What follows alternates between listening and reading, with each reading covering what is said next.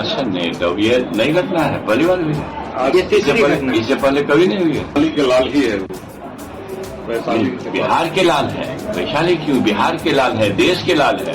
अब वैशाली में क्यों समेट रहे हैं इतने बड़े अधिकारी को, इतना जांबाज अधिकारी को?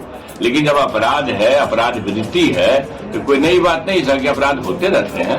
इसके खिलाफ कार्रवाई सरकार करेगी सकती है। चलिए, फिर तो मंत्री जी ने बिहार की एक अलग ही सच्चाई बता दी है। जिस आरोप को भारतीय जनता पार्टी नीतीश और तेजस्वी के ऊपर लगाती है, बिहार के शिक्षा मंत्री ने उस पर ठप्पा लगा दिया है।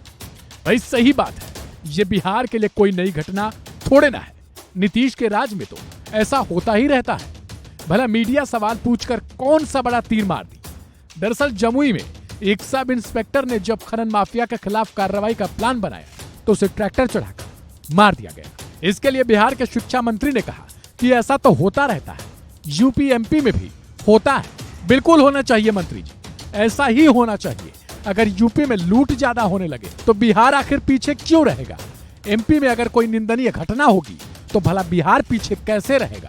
मीडिया को तो यह समझना चाहिए और इसको लेकर बिहार सरकार की पीठ थपथपानी चाहिए कि वाह, नीतीश सरकार तो यूपी और एमपी की बराबरी कर रही है। लेकिन बराबरी तो तब होगी जब अपराध के अलावा विकास में भी बिहार यूपी और एमपी की बराबरी करे।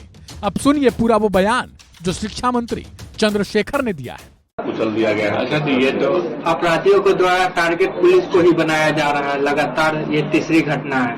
अच्छा नहीं, तो ये नई घटना है, पहली बार हुई है। ये तीसरी घटना। इससे पहले कभी नहीं हुई है। उत्तर प्रदेश में नहीं होता है, बिहार के लिए तो मध्य प्रदेश में नहीं होता है। अरे भाई, ये घटना है, अपराध है, अपराधी है, तो ये तो होते रही है ना। इस तरह की घटना है, समय समय पर होती है। अपराधियों को मुंह तो जवाब दिया जाता है।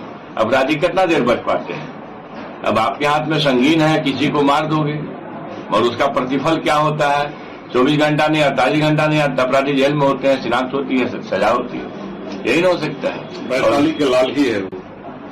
वैशाली बिहार के लाल है, वैशाली क्यों? बिहार के लाल है, देश के लाल है। अब वैशाली में क्यों समेट रहे हैं इतने बड़े अधिकारी को, इतना जांबाज अधिकारी को? लेकिन जब अपराध है, अपराध वृत्ति है, तो कोई नई बात नहीं, सर के अपराध होते रहते हैं। इसके खिलाफ कार्रवाई सरकार करेगी सकती है। शिक्षा मंत्री चंद्रशेखर जी से ज्ञान लेना चाहिए जजों को भी, क्योंकि पहले अपराध होता है, फिर 24 से 48 नहीं तो भाई 72 घंटे में तो अपराधी पकड़ा ही जाता है, फिर उसे सजा होती है। आखिर माफियाओं ने ट्रैक्टर से ही कुचला था। बिहार में ऐसा होना लाजमी है, क्योंकि यूपी में होता है ना, होता तो एमपी में भी है।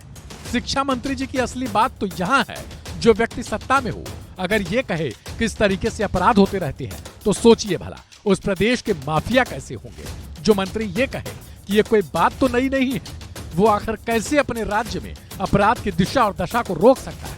हो सकता है कि जिन नीतीश कुमार को सुशासन बाबू के नाम से जाना जाता था, उनके मंत्री अब उनके लिए नाम की नई रचना करने में जुट गए हैं।